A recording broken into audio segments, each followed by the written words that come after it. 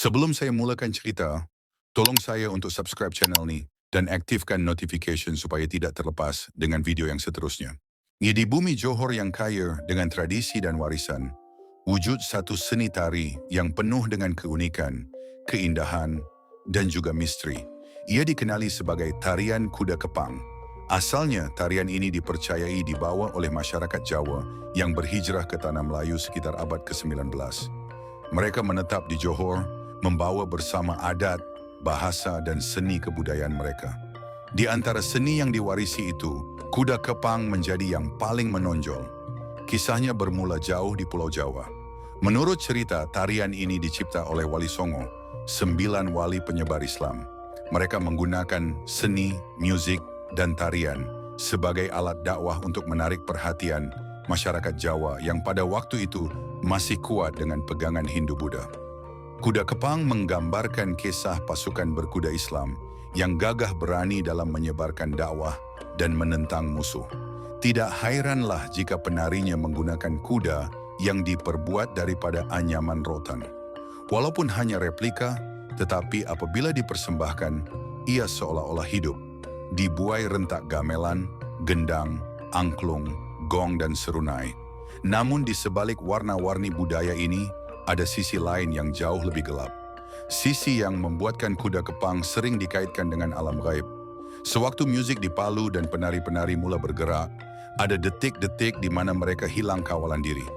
Mata tertutup, badan terhuyung hayang, namun kaki terus menari mengikut rentak. Sebahagian mereka akan bertukar menjadi liat, kuat luar biasa, bahkan ada yang berlari di atas bara api atau memakan kaca seolah-olah ia gula-gula. Masyarakat lama percaya itu adalah tanda mereka dirasuk semangat gaib. Roh-roh halus atau makhluk dari alam lain datang menyerap ke dalam tubuh penari. Bagi orang biasa, itu menakutkan. Tetapi bagi mereka yang memahami, itulah keistimewaan kuda kepang.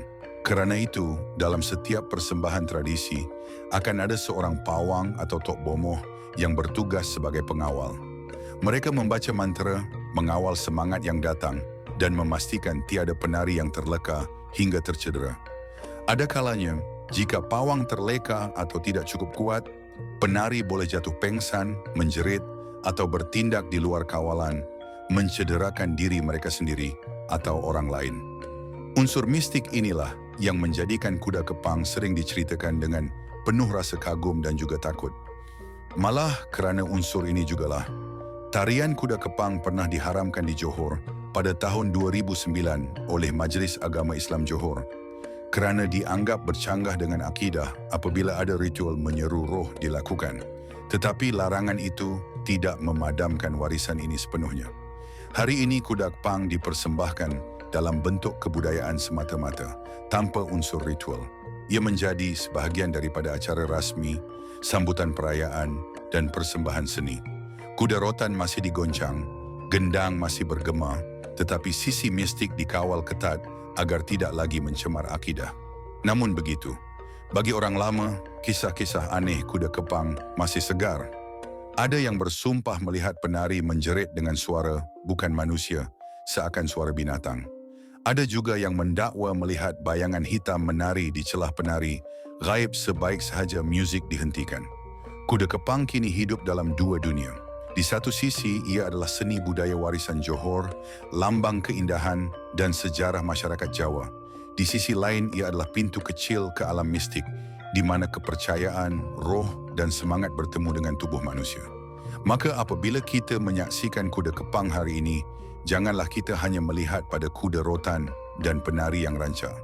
Ingatlah bahawa di sebalik dentuman gong dan pukulan gendang, itu ada sejarah beratus tahun, ada warisan Wali Songo, dan ada juga bisikan gaib yang mungkin tidak semua orang mampu mendengar.